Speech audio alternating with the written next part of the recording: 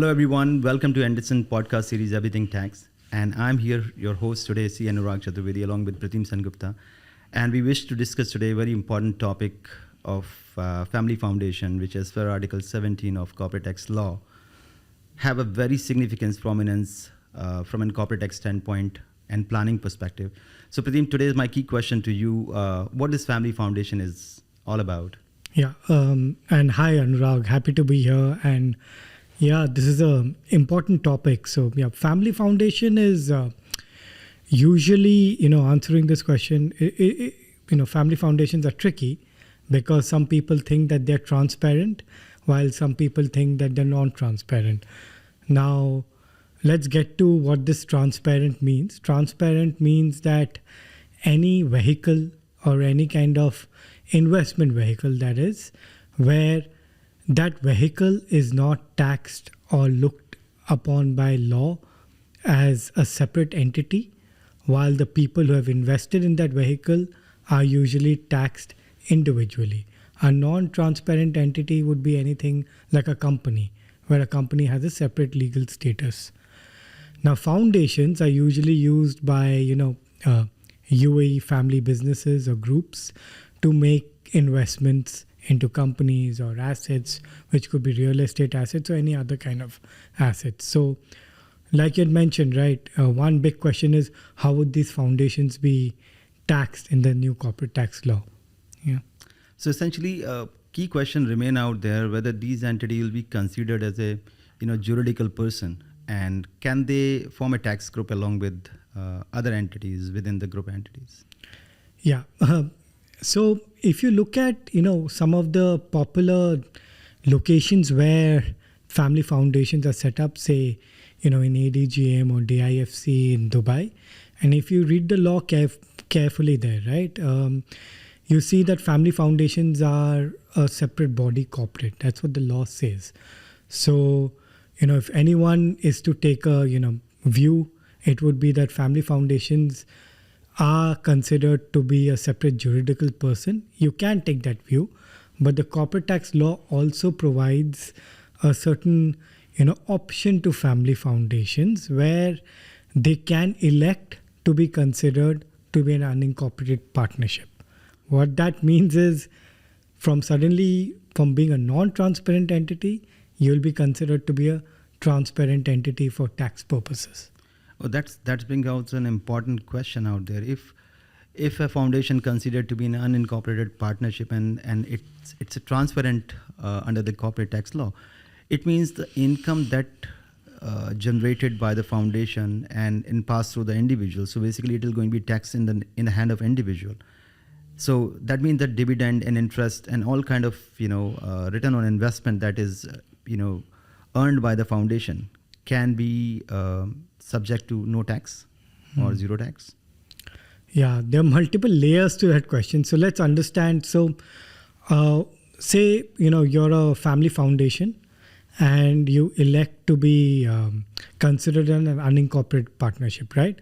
What does that mean to any layman, right? That means that the partnership, or when you're unincorporated partnership, you will not be taxed separately. So that means a family foundation will not be considered to be a taxable person.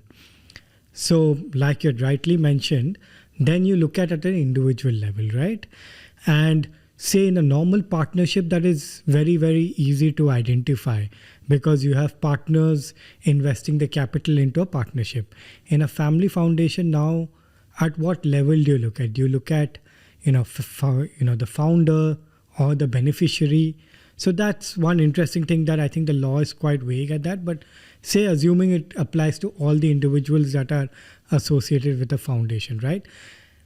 So next step, what do? You're an individual, your family foundation has, elected to be an unincorporated partnership. Then you have to look at, okay, as an individual, whether you would be considered to be a taxable person or not.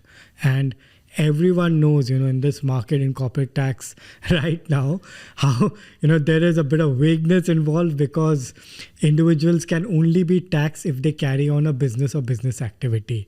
So if, say, at an individual level, this kind of investment that you've made would not classify as a business or business activity, then one view could be that such income like dividend or capital gains from that that earned through investments through a foundation will not be taxable. But we need further clarity because the law is still not directly doesn't deal with this, but this is an interpretation of multiple sections. I think you very rightly said about that there's a bit of vagueness around the provision out there, because while I was reading a lot of corporate tax transactions around it which circumvent around the foundation includes when somebody incorporate a foundation, they transfer a lot of assets from their existing place, from their individual status to the foundation, or they multiply the investments from being an individual through the foundation. So how these things will be taxed? Very, very interesting question, because like you rightly mentioned that when a founder establishes a foundation, what they do is they contribute assets to it.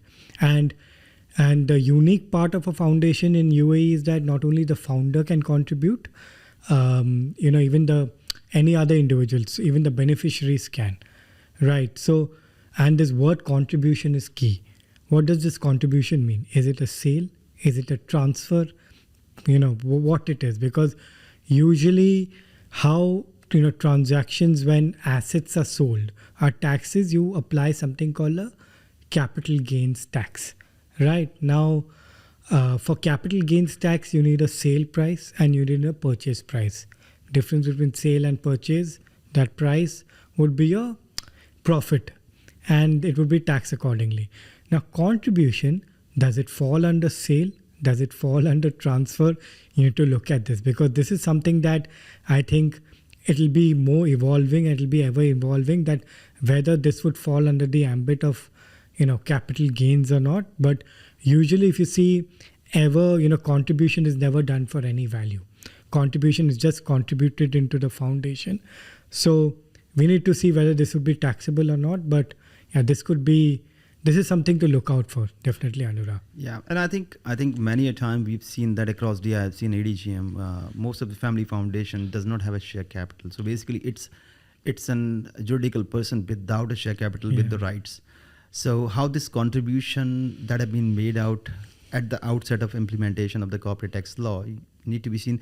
Will the GAR kind of provisions apply to such kind of arrangement where a taxable person transfers all of its assets in form of contribution to the foundation, and then the foundation becomes basically a custodian of the entire assets that have been managed out there? So, GAR is one aspect that one needs to look out for, but one of the conditions, right? We spoke about how a family foundation can elect to be an unincorporated partnership. One of the conditions in that section is only that this should not be done for any tax avoidance. So they have not only GAR may be an issue, a general anti-avoidance rule, but they have specifically put a specific anti-avoidance rule within that section. But see, Anurag, if you look at why foundations are set up, right, by a lot of families, is to manage their personal wealth and their personal investment. And if you read the law carefully, I'm talking about the foundation law, not the corporate tax law. Usually foundation law says that the foundation should not carry out any commercial activity. What that hints at is usually people set this up for the personal investment and for succession planning. So if a foundation cannot do cannot do any commercial activity, then you need to really ask yourself, would corporate tax be a question? Would GAR even kick in if this is all personal investments? And this is a question that you need to look at. And And I think important aspect that I want to leave all the views out here with the thought process with respect to foundations is that when you incorporate a foundation and people incorporate a foundation, they need to critically analyze critical 4 factors as to whether the contribution brought in by founders and the contributors within the family foundation is treated as contribution or it is treated something else, then Yeah. how do you deal with the management of all these investments and contribution that have come within the family foundation as per the corporate tax law? And finally, I mean, we always need to understand that how the dissolution of the foundation will be treated and what kind of impact it may have in due course, considering the corporate tax law within the UAE, how it will be dealt with. Yeah, and I think one more critical aspect is that if there are any existing foundations as well, I think families need to really look at what are the activities that are happening through the foundation.